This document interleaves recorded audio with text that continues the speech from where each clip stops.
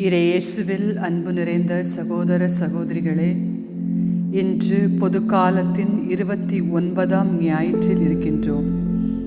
இன்றைய வாசகங்கள் அனைத்தும் ஒரு முக்கிய பாடத்தை நமக்கு போதிக்கின்றன. இடைவிடாத தளராத மன்றாட்டு.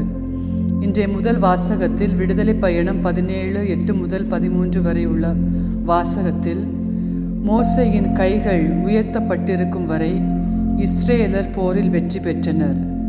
கைகள் தளர்ந்தபோது தோல்வியுற்றனர்.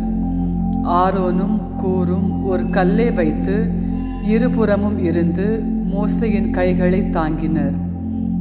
இந்த நிகழ்ச்சி நமது வாழ்வின் போர்க்களங்களில் நாம் தனியாக போராடுவதில்லை என்பதை காட்டுகிறது. நாம் வெற்றி பெற இறைவனின் அருள் தேவை. அந்த அருளை பெற கைகளை உயர்த்துவது போல் நாமும் தொடர்ந்து ஜெபிக்க வேண்டும். நமக்கு பக்கபலமாக தாங்க ஒரு குடும்பம், குழுமம், சமூகம், திருச்சபை என்று உள்ளது. இன்றைய 2ஆம் வாசகத்தில் பவுல் தீமோத்தேயுவுக்கு அறிவுரை கூறுகிறார். நற்செய்தியை அறிவி, துன்ப காலத்தில் கூட நாம் பெற்றுக்கொண்ட விசுவாசத்தில் உறுதியாக நிற்க வேண்டும். நாம் கற்றுக்கொண்ட உண்மையை முழு மன உறுதியோடு இடைவிடாமல் சோர்வடையாமல் அறிவிக்க வேண்டும். ஜெபமும் விசுவாசத்தில் உறுதியாய் இருப்பதும் ஒன்றோடொன்று இணைந்தது. இன்றைய நற்செய்தி லூக்கா 18:1-8 இயேசு நடுவர் பற்றி ஒரு உவமை சொல்கிறார். அந்த நடுவருக்கு கடவுள் பயமும் இல்லை, மனிதர்களில் மட்டில் மதிப்பும் இல்லை. ஆனால் அந்த கைம்பெண் தன் நியாயத்திற்காக நியாயம் கிடைக்கும் வரை மீண்டும் மீண்டும் போய் அந்த நடுவரை தொந்தரவு செய்கிறாள். கடைசியில் நடுவர், இந்த கைம்பெண் என்னை மிகவும் தொந்தரவு செய்கிறாள், நான் அவளுக்கு நீதி வழங்கியே ஆக வேண்டும் என்கிறார்.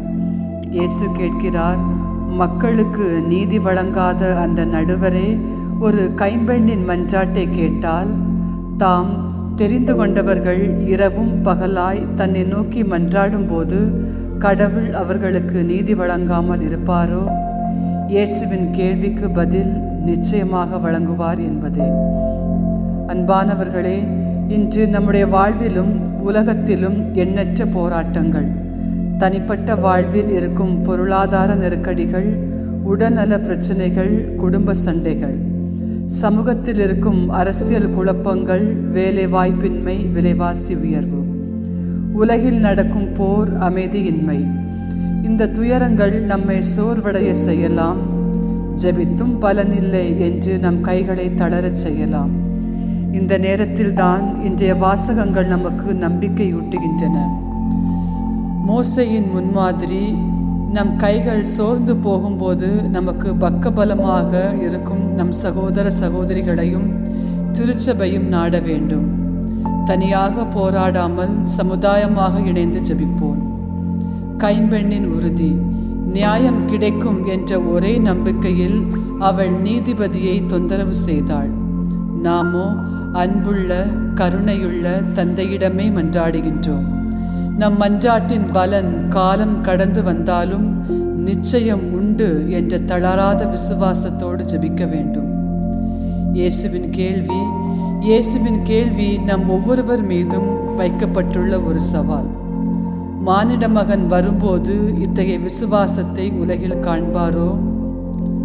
ஆகவே நாம் சோர்வடைந்து விடக்கூடாது.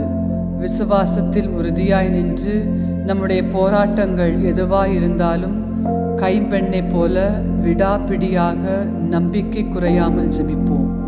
ஏனென்றால் விண்ணையும் மண்ணையும் படைத்த நம் தேவன் ஒருபோதும் உறங்குவதில்லை. நம் மன்றாட்டை கேட்க எப்போதும் தயாராக இருக்கின்றார். ஆண்டவரே, என் பலவீனத்தில் உம் அருளை தாரும். இறுதி வரை உமது நீதிக்காக உமது அரசாட்சி இவ்வுலகில் வர மன்றாட எனக்கு மன உறுதியை தாரும். ஆமென்.